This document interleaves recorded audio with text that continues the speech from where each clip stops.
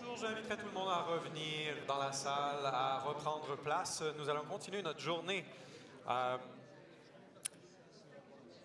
Au menu, nous avons une discussion sur les rencontres interdisciplinaires. En fait, on parle d'études de cas.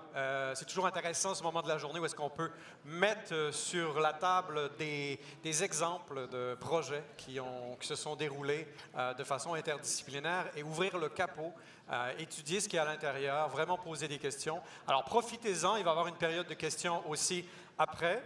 Je vous inviterai à revenir en place, s'il vous plaît. Merci beaucoup. Je vais accueillir sur scène Isabelle Chassé, qui est cofondatrice et directrice artistique des 7 doigts de la main. À toi, le plateau, Isabelle. Bonjour. Bonjour tout le monde. Je ne sais pas si je m'assois au centre ou à côté. À côté, je le file de même.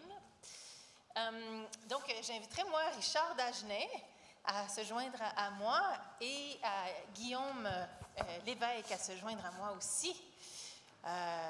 C'est ça. On va vous parler de 2 super beaux projets qui sont très différents les uns des autres. En fait, moi, je ne vais pas vraiment parler, c'est plus eux qui vont vous parler.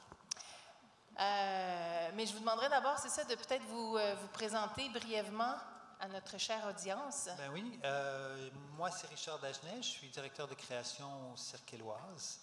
Ça fait 4 ans maintenant que je suis là. Donc, et puis avant, j'étais au Cirque du Soleil, et puis j'ai roulé ma bosse. Là. Puis Guillaume. Oui, bonjour.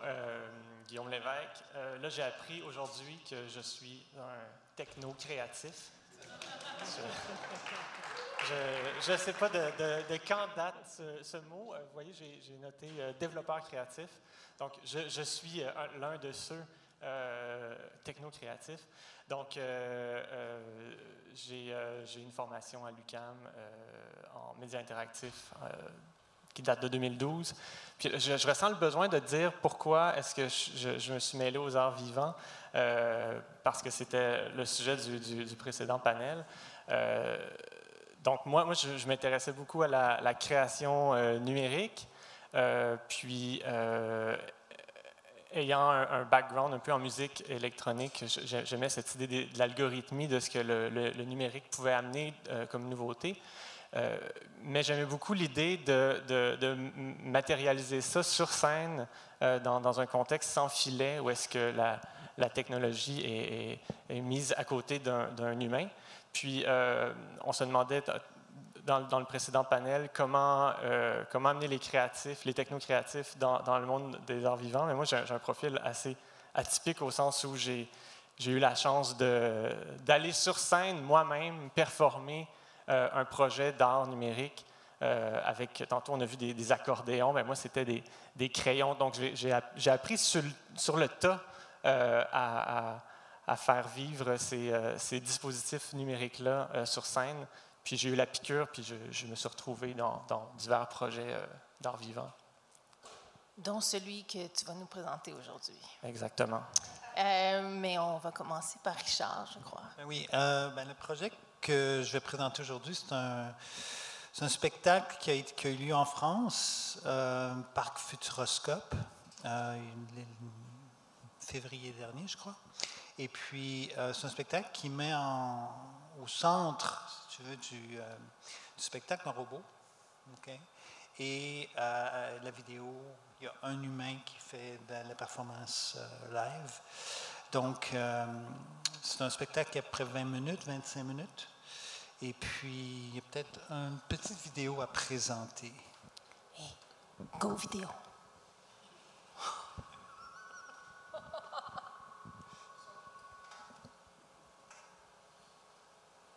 Est-ce qu'on a du son avec ça?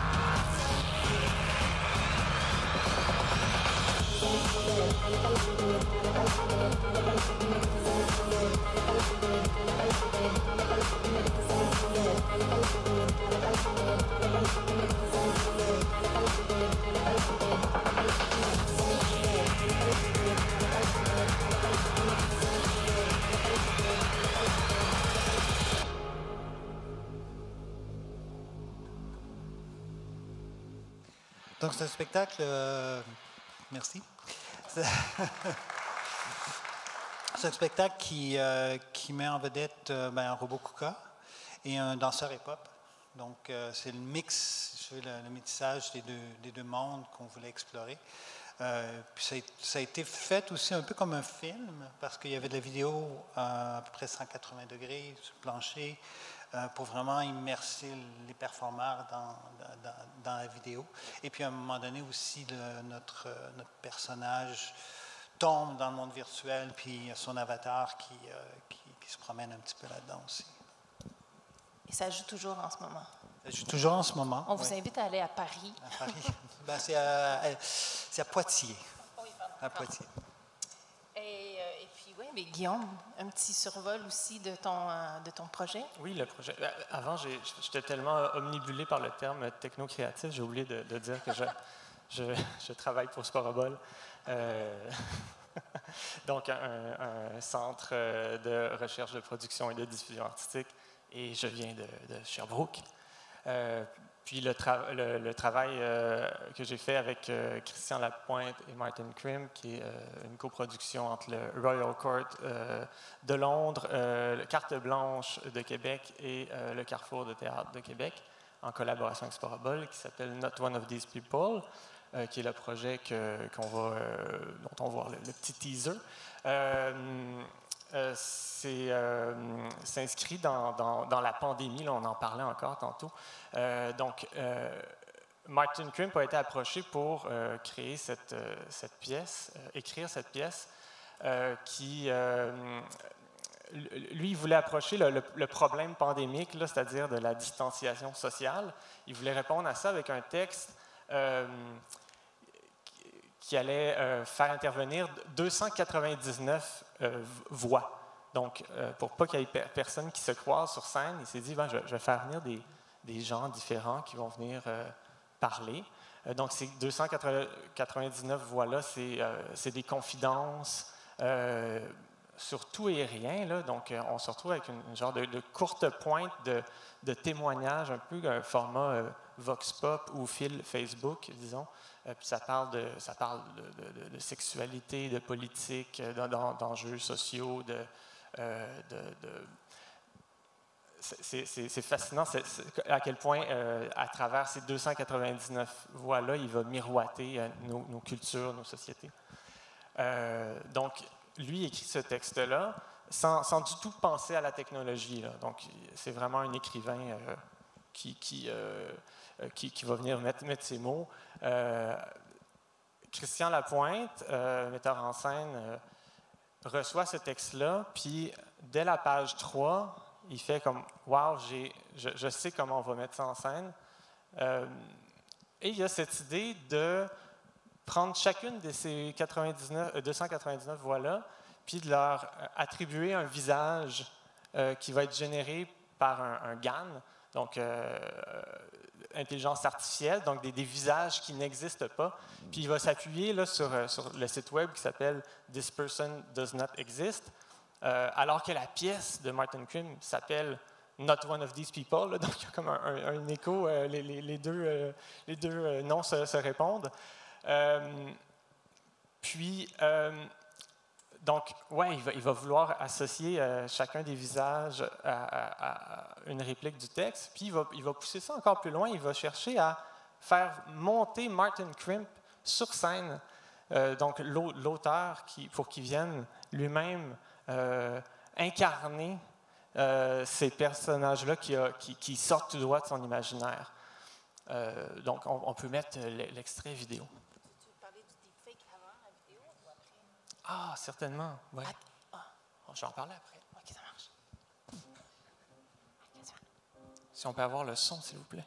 I shouted at my kids. I said I'd started to smoke again when the fact was I'd never stopped. I claimed I'd been a war photographer. It wasn't true. I said I'd suffered. I said I had been traumatized. None of it was true. I made it all up. I made stuff up. I invented shit. I checked my whole family into a hotel I couldn't afford. None of it was true.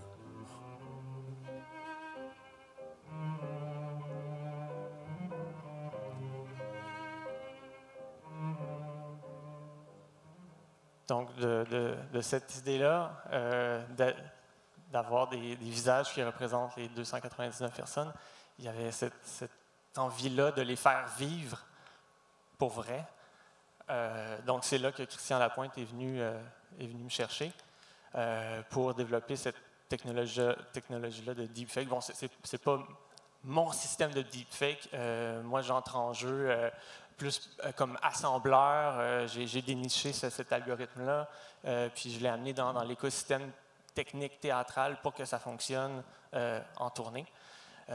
Donc, ce qu'on voit là, c'est un système de caméra qui va venir analyser le visage de Martin Crimp, puis appliquer la déformation de lui qui parle sur ces avatars-là.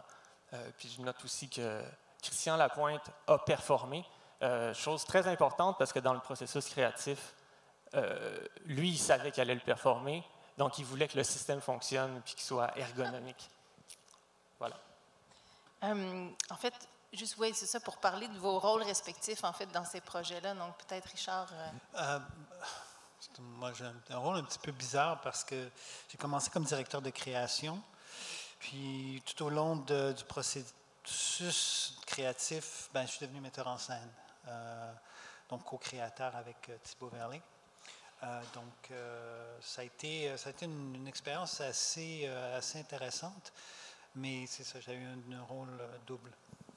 Puis il y avait donc des paramètres aussi quand même assez précis déjà quand vous avez eu, c'est un espèce d'appel d'offres ou quelque chose comme ça. On devait avoir un robot, donc le côté technologique devait être là.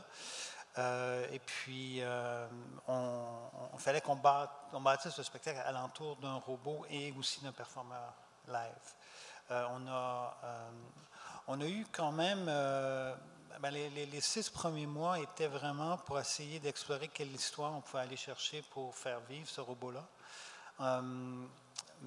Puis, ça a pris un petit peu plus de temps qu'on pensait. Finalement, on a pris 8 mois pour le faire. On a perdu un petit peu de temps, mais une fois que ça a été...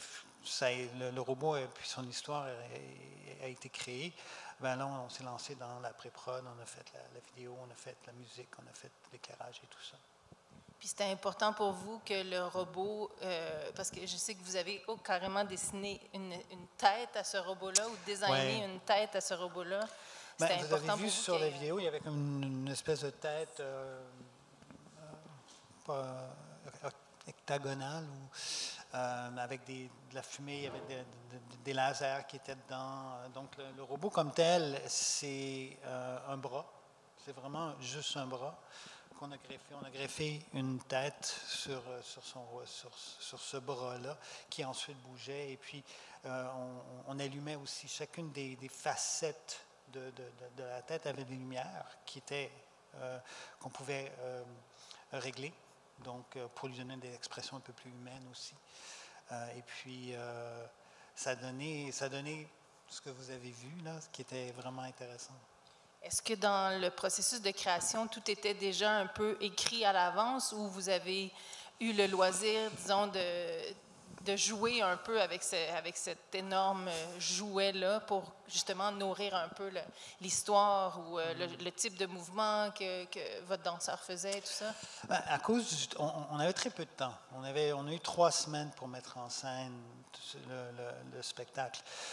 Avant d'arriver sur scène, on a eu énormément de liberté afin de changer l'histoire, les mots, parce qu'il y avait du texte aussi. Donc, on avait un texte que le danseur devait lip-syncer parce qu'on avait, il y avait quand même une dizaine de spectacles par jour. Donc, on avait 6 personnes qui faisaient le cast de danseurs.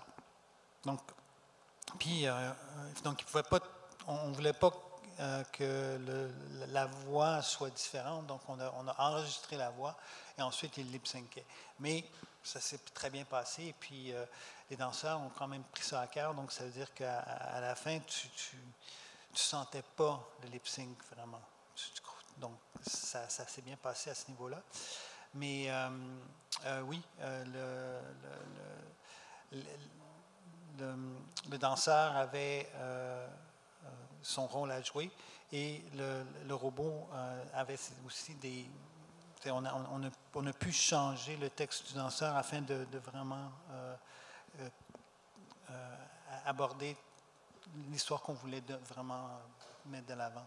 Parce qu'il y a toutes sortes de contraintes aussi, j'imagine, au niveau de la distance que tu as avec le robot et tout, parce que c'est quand même un appareil très puissant et dangereux, là, en quelque part. Le robot comme tel, quand il bouge lentement, c'est pas si dangereux que ça. Le danseur a le temps de se déplacer et puis d'éviter le robot. Il y a certaines séquences qu'on devait faire où le robot vraiment bouge vite. Et là, on a eu certains moments où ça a été des close calls. Il fallait vraiment que le danseur soit loin du robot, à une certaine distance quand même assez catégorique, parce que sinon, le robot, lui, il n'arrête pas. Oui, mais justement, est-ce que vous avez dû comme bypasser des espèces de systèmes de sécurité et tout ça, ou oui, il y a vous faisiez avec? On a bypassé la distance. D'un, si on touchait au robot, il arrêtait. Mais lorsqu'il bouge vite, si tu y touches parce que tu t'es fait accrocher, tu sais. Donc, c'était un petit peu trop tard. Mais on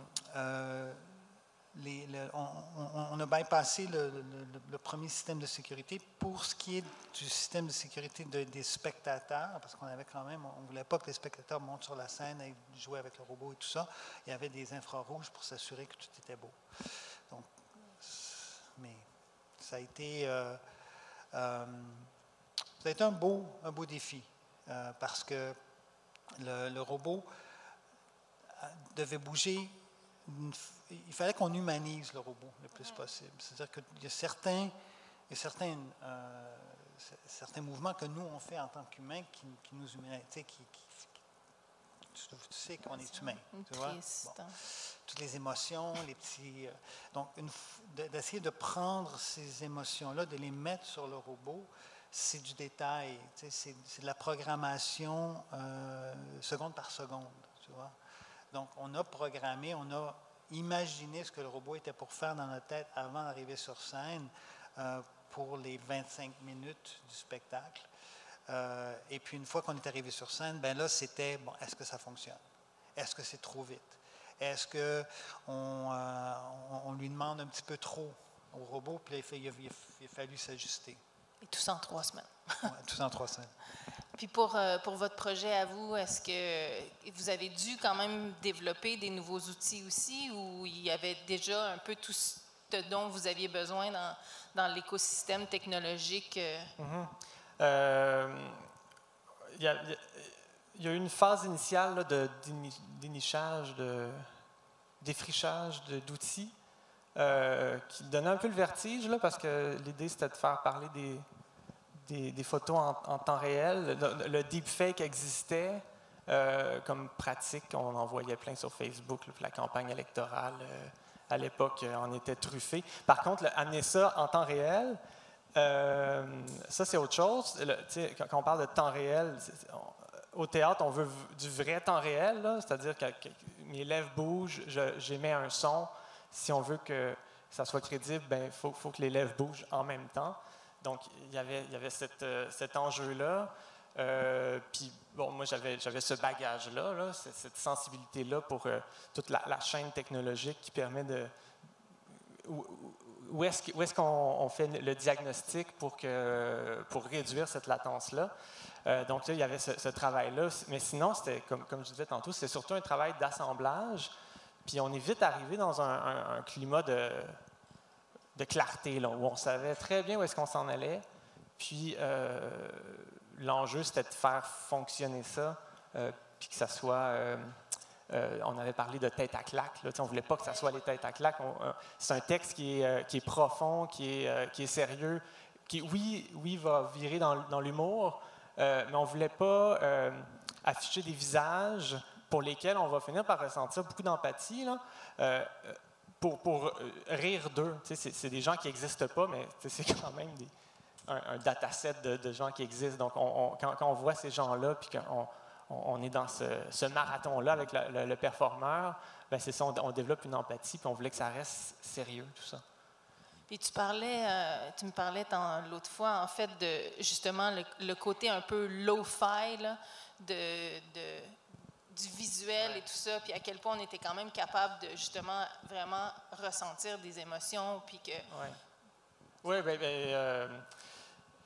je ne l'ai pas dit tantôt, là, mais j'ai passé 9 ans à Moment Factory, où est-ce qu'on était dans cette quête-là des plus grandes résolutions. Là. Donc, je ne sais pas, on doit être dans les 18K pour éclairer un bâtiment. Puis là, je me retrouve sur un projet comme ça, je le révèle.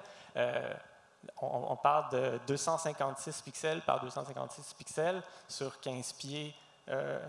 C'est peu, c'est inacceptable. Mais les visages étaient tellement vivants on l'oubliait. Puis avec la distance, on projetait sur un tulle, donc c'est plus permissif. Mais dans les critiques puis dans les commentaires que j'ai eus après, il n'y a personne qui m'a dit hey, « Votre résolution, franchement, c'est... » Non, et c'est ça, il y avait cette idée-là de... On va mettre l'emphase sur le... faire vivre ces personnages-là. Puis ça passe aussi par le jeu de caméra. Là, donc, on est au théâtre, mais il y a quand même cette caméra-là qui est devant le performeur.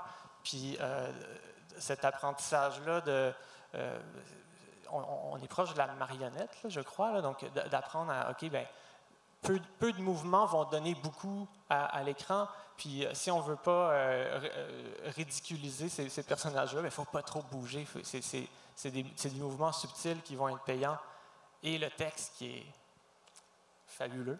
Oui, c'est ça. Donc, pour vous, vraiment, c'était le leader du projet, c'était le texte. Donc, tout s'assemblait vers ça pour porter ce texte-là. Oui, bien, tu sais, ce projet-là, c'est... une visite dans l'imaginaire, le jardin imaginaire de cet auteur-là. Puis tous les choix de mise en scène ont été faits pour magnifier ça. Là. Donc, ce qu'on voit à l'écran, c'est son imaginaire. Puis j'en ai pas parlé, mais il y a comme une scène où est-ce que le dispositif cesse d'être temps réel, puis on passe à un mode enregistré. Donc, ces personnages-là, ils parlent d'eux-mêmes. Puis, il y a un rideau qui se lève, puis on voit derrière le loft de l'auteur, qui est Martin Krimp, évidemment. Puis, on le voit se promener, puis chercher l'inspiration. Tout ça pour ramener là, cette idée que ces gens-là n'existent pas, c'est dans sa tête. Et tant qu'à raconter l'histoire du spectacle, tout ça culmine sur une finale complètement dépourvu de technologie. Donc, Christian s'est amusé on a construit un dispositif fascinant, puis à la fin, on finit par juste l'abandonner, puis Martin vient faire la 299e voix qu'il fait à nu, entre guillemets, devant le public sans technologie. Puis ça marche bien. C'est l'humain qui gagne. Hein?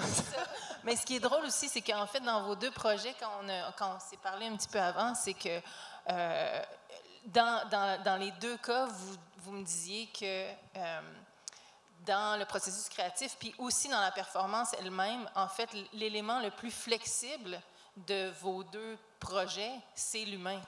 Et donc, l'humain devait constamment, en fait, en quelque part, s'adapter. Puis tu me parlais de justement l'espèce de cadre dans lequel Martin devait absolument livrer son texte, donc pas trop s'emporter, parce que sinon, tout d'un coup, la bouche... Oui, bien, je l'ai mis dans les photos, là. J'ai des photos corpo, mais il y a des photos aussi d'arrière-scène. Là, donc, on peut montrer les photos? Oui. Martin devait, et Christian qui l'a performé aussi, devait rester dans un cadre pour que les traits du visage soient bien perçus. Puis s'il se déplace trop, ben là, on se trouvait à déformer là, carrément les visages puis les rendre ridicules. Donc, il est captif du dispositif. Puis là, on lui demande de lire à peu près pendant 90 minutes au total. Il y a 60 minutes où il est pratiquement pris. Il est captif du dispositif. Encarcané. Ouais. Mais il le fait tellement bien, puis c'est tellement beau, son élocution. Puis il y a cet aller-retour-là, il est sur scène, évidemment, on le voit, puis il y a cet aller-retour-là de qui je regarde, le personnage, l'avatar ou l'être humain sur scène, puis cette tension-là entre les deux est délicieuse, selon moi. Pour nous, l'humain avait la flexibilité, justement, de se promener, puis donc le robot c'était fixe ce qu'il devait faire. Le son, le texte, la vidéo, c'était tout fixe. Vous êtes sur un timecode, vous, on était sur un timecode. On est parti de la musique. Donc, on est parti de la musique comme train, comme fil conducteur, si tu veux. Et on a greffé, par exemple, l'éclairage, la musique, le texte, le robot et tout ça.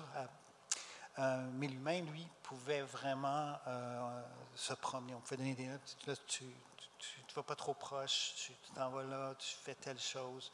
Donc, ça a été beaucoup plus flexible au niveau humain qu'au niveau technologique.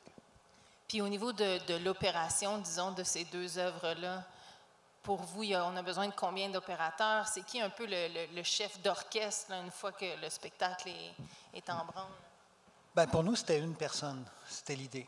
L'idée, c'est qu'on avait une personne qui pèse sur un piton. Le spectacle part, puis à la fin, il arrête. Donc, il y a un robot, un breakdancer, puis quelqu'un qui fait go. Go.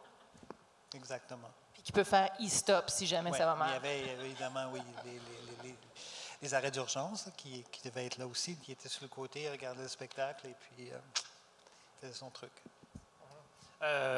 Pour Not One of These People, c'est vraiment Martin qui, le chef d'orchestre, c'est lui qui va lire le texte.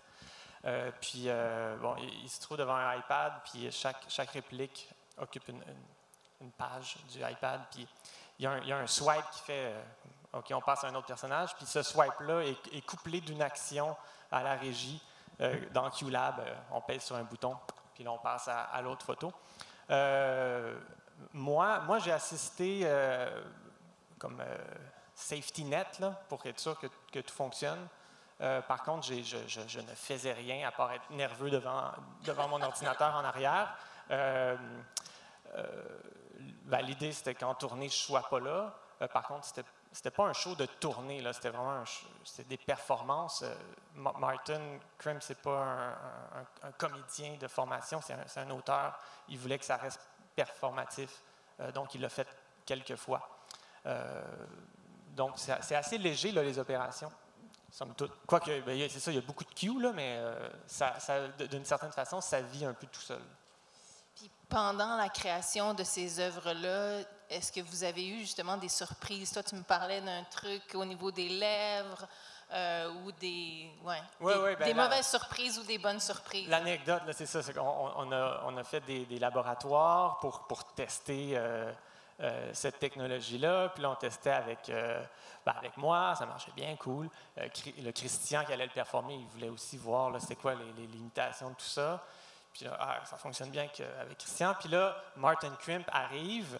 Puis là, on est vraiment assez avancé dans le processus de création, là, parce que lui est arrivé de Londres deux semaines avant la première. Puis Martin, il est très blanc. Il n'y a presque pas de lèvres. Puis là, on est comme... C'est moins bon quand c'est Martin. Qu'est-ce qu'on fait avec ça? Puis là, je ne sais pas qui a eu l'idée, là, sûrement Christian. On va l'aider, on va y mettre du lipstick. Donc, c'était notre façon de c'est vraiment que la caméra lisait moins bien son visage. C'est pas tant la caméra que l'algorithme qui arrivait à avoir moins de clarté au niveau de ses traits. Donc, il a fallu amplifier ses traits pour que ça fonctionne bien. Bon, ça a fonctionné, mais on l'a échappé belle, peut-être. Merci au rouge à lèvres. Et puis pour vous, des surprises? La plus belle, la plus grosse surprise qu'on a eue, c'était la vitesse du robot. C'est qu'au départ, on avait une idée en tête de ce qu'on voulait que le robot puisse faire. Quand on est arrivé sur place, on s'est fait dire que le robot ne peut pas faire ça parce qu'il bougeait trop. C'était trop vite pour le robot. On a pris un robot quand même assez large pour couvrir l'espace de la scène, ce qui faisait que on bougeait moins vite que s'il était un petit peu plus petit. Puis, donc, on s'est adapté. On n'a pas eu le choix. La vitesse du robot de A à B, c'était tant de secondes, donc il fallait respecter ça. Je pense que le chronomètre me dit qu'on est prêt à vous poser des questions. Oh non, que vous nous posiez des questions plutôt. On peut vous demander comment allez-vous? Est-ce que quelqu'un a des questions à poser ou je continue à faire parler? Oui, allez-y, allez-y. Merci. Salut. Je vais juste faire du pouce un peu sur ce que Guillaume disait tout à l'heure par rapport à la résolution. Quand on travaille comme créateur, on travaille avec deux choses, le rationnel et l'émotion. Et j'ai une petite anecdote que je vais partager, une anecdote professionnelle, avec ce qu'on appelle le suspended disbelief. Je n'ai pas la traduction, s'il y en a qui l'ont, je l'accueillerais volontiers. Mais dans mon film Eldorado, qu'on a tourné il y a une trentaine d'années maintenant, on a tourné au Foufoune électrique à 2 reprises. Et c'est James Hyndman qui cruise Masha Limonchik dans son rôle, etc. Et on va le voir à 2 reprises dans les Foufounes électriques. Et on le voit rentrer une fois avec une chemise carottée, mettons.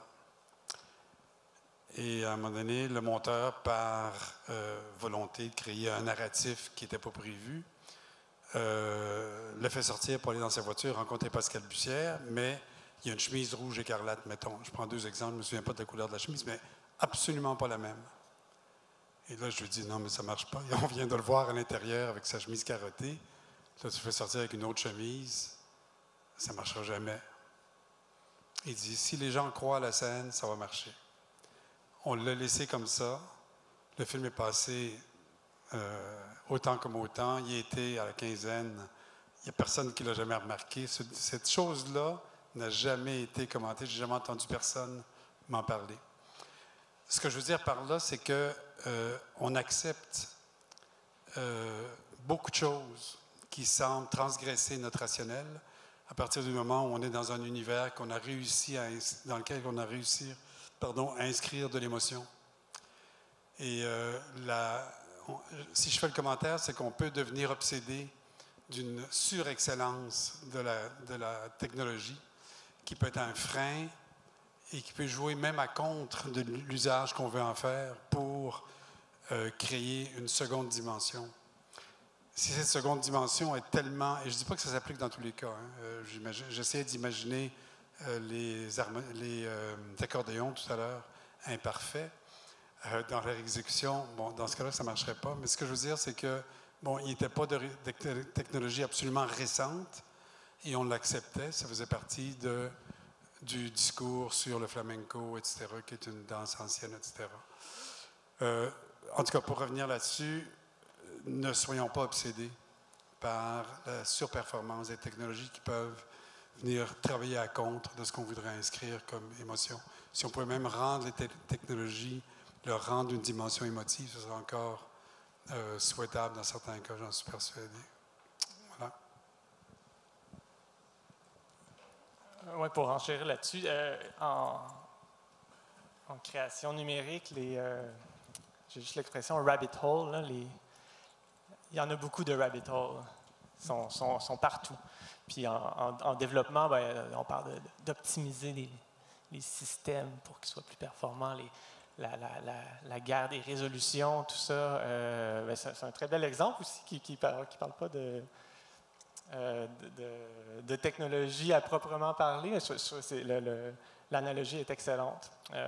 Mettre nos efforts au bon endroit. C'est crucial. Quand on a peu de moyens, là, aussi. Puis même aussi, tu m'avais parlé d'un moment donné d'une direction dans laquelle vous étiez allé pendant la création. Est-ce que vous cherchiez des manières d'utiliser justement des traitements pour changer la voix, puis que finalement, ça n'avait pas été fructueux technologiquement parlant, mais non plus au niveau du storytelling, ça ne vous aidait pas, en fait? Oui, en effet.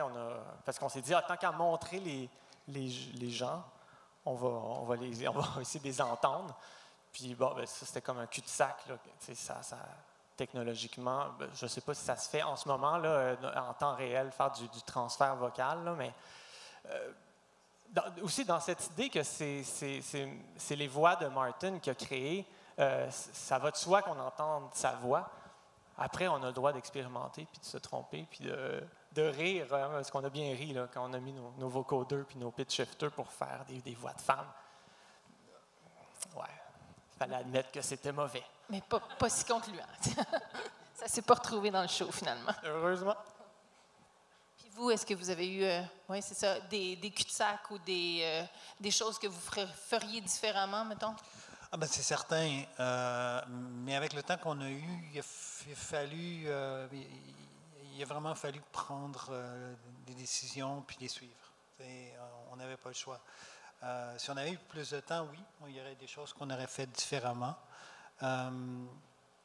Mais honnêtement, c'était tellement nouveau pour nous, ce genre de spectacle-là, parce que généralement, la technologie, pour nous, c'est un outil, tu vois. On l'utilise pour enrichir la performance live qui est sur scène. Tandis que dans ce cas-ci, la technologie était vraiment au centre du spectacle. Et puis même, jusqu'à un certain point, la performance live était là pour accentuer. Mais, donc, oui, je ne veux pas nécessairement nommer des trucs qu'on aurait fait différemment parce que je serai ici jusqu'à demain. Là. On ne peut pas réécrire l'histoire de toute façon. 9 minutes qui restent. Mais, oui, je pense qu'on aurait dû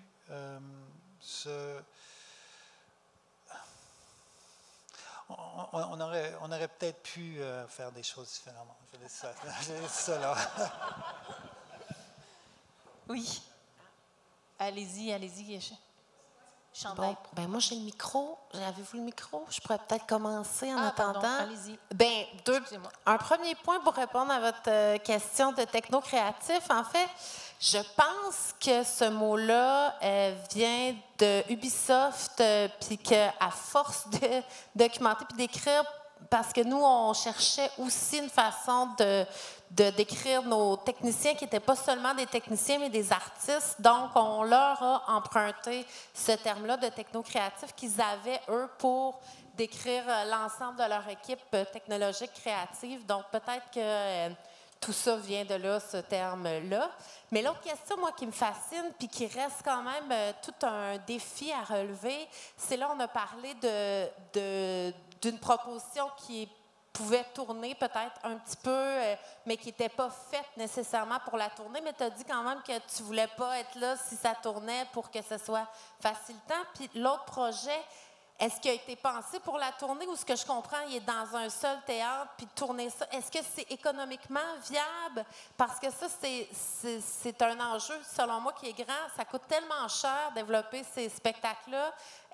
Donc, est-ce qu'on peut les faire circuler ou pas dans vos deux contextes? Le projet sur lequel j'ai travaillé, oui, là, moi, je le trouve viable. Après, moi, je suis un techno-créatif. Je ne suis pas producteur. Là. Il y a eu des acquisitions matérielles. Là. Il a fallu acheter un ordinateur, le configurer. On a choisi la caméra. Ça a été un achat, ça aussi. Mais de la façon que c'est fait, là, je ne pense pas que ça coûte si cher que ça, mettre ce spectacle-là en place. C'est sûr que aussitôt qu'il y a un changement au niveau de l'équipe technique, là, moi, il faut que je revienne puis que j'explique la complexité. Parce qu'il y a quand même une complexité de calibration, tout ça. Bien, ça, il y a un transfert de... Mais ça reste assez simple. Martin, je crois, ne veut plus le faire, le spectacle, mais peut-être que Christian va le jouer. Je crois que tout ça se peut selon les paramètres usuels du théâtre. Je suis curieux d'entendre ta réponse sur le robot. Nous, c'est un spectacle fixe. C'est vraiment le théâtre a été fait pour le spectacle. Ça a été fait. Il a été transformé, si tu veux, pour le spectacle. Et puis, le robot est trop pesant et trop gros pour pouvoir le déplacer puis faire une tournée avec ça. Donc, non, c'est vraiment un spectacle qui est très fixe. Puis ils ont aussi, j'imagine, toutes sortes de main-d'œuvre à l'interne aussi pour prendre soin du robot. Oui, ils ont d'autres robots comme celui-là, comme le KUKA, un petit peu plus petit, d'ailleurs, dans le parc. Donc, ils ont une équipe pour les maintenir. Ouais. Des dompteurs de KUKA. Exactement. Merci. Oui, en fait, c'était peut-être pour revenir aux commentaires qui avaient été faits, puis ça fait le lien avec ce que vous dites aussi, mais par rapport à nous, les accordéons, surprenamment, ils sont c'est assez simple, la technologie, ils sont plutôt vieux jeu, en fait, les accordéons, puis je pense que pour nous, c'était vraiment de trouver qu'est-ce qui est une interaction ou qu'est-ce qui est un choix numérique qui parle, parce qu'on peut faire des choses super compliquées, mais pour dire quoi, tu sais, puis ça reste toujours, en tout cas, une grosse préoccupation, je pense, dans mon travail, mais je pense chez beaucoup d'entre vous. Des fois, on peut faire un choix qui est technologiquement beaucoup plus simple, mais qui parle tellement, puis je pense qu'en tant qu'humain, on est très infaillible et imparfait, puis je pense que c'est ça qui nous touche aussi quand on voit une technologie, c'est quand elle laisse place à cette fragilité-là aussi. En tout cas, ça laisse de la place pour la nôtre. Puis même des images qui sont trop, tu sais, on aime le cinéma beaucoup plus que la vidéo, ça nous touche parce qu'il y a comme un ralentissement. Je pense que ça parle de nos limites, puis il faut les honorer. Je pense qu'on fait des choix technologiques aussi pour je ne sais pas si c'est bien dit, là, mais en tout cas, je trouve que ça... C'est ça, il faut laisser place à cette fragilité-là. En tout cas, personnellement, je trouve que ça parle beaucoup, souvent. Voilà. Je ne sais pas si c'est clair, je ne sais pas, mais ça me fait penser, vous parliez de moins de frame rate, bien, tout à coup, il y a une fragilité, puis ça nous touche presque plus parce qu'on remplit les espaces. Okay. Voilà.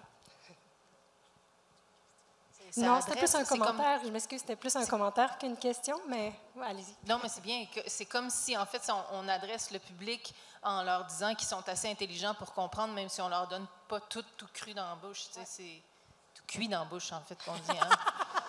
On leur laisse du cru. Ça passe mieux. Est-ce qu'il y a d'autres questions? Oui. Ici. Attendez, vous allez avoir un micro. On peut même faire dans 5, 4, 3. J'étais curieux et fasciné de voir toutes ces nouvelles présences virtuelles qui sont un peu comme des voûtes d'âme où on peut aller piger.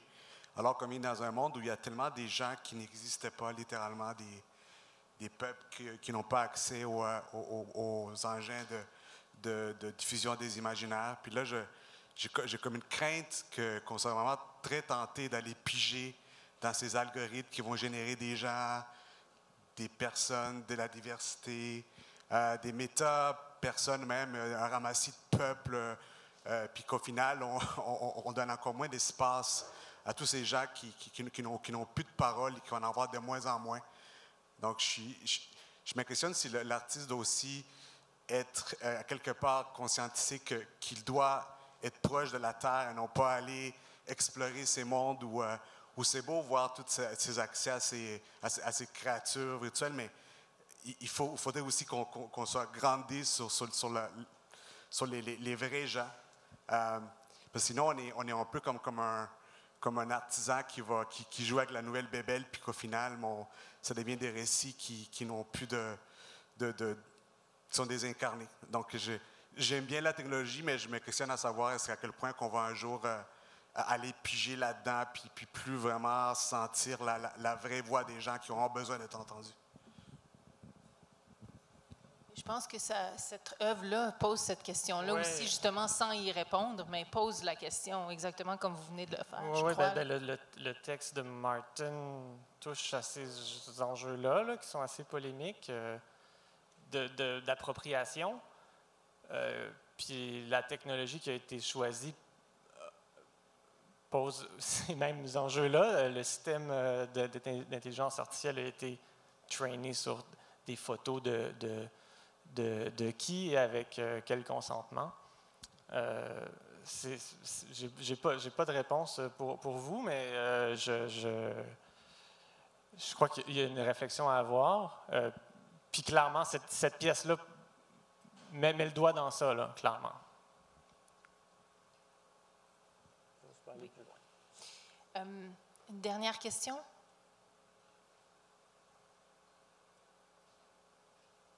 Non? Ben, merci beaucoup, tout le monde. Merci à vous deux. Des projets vraiment magnifiques. Merci beaucoup pour ce beau panel. Et puis, merci Isabelle pour l'animation. Et je voudrais simplement mentionner qu'on ne peut pas faire une conférence comme celle-ci sans inviter l'intelligence artificielle. En fait, elle s'invite elle-même. Et donc, les panels qui vont suivre, le panel qui va suivre va porter sur l'intelligence artificielle et on va avoir aussi une démo qui va incorporer l'intelligence artificielle. Alors, restez là. On va prendre 10 minutes de pause et on se retrouve dans 10 minutes pour le panel. Merci.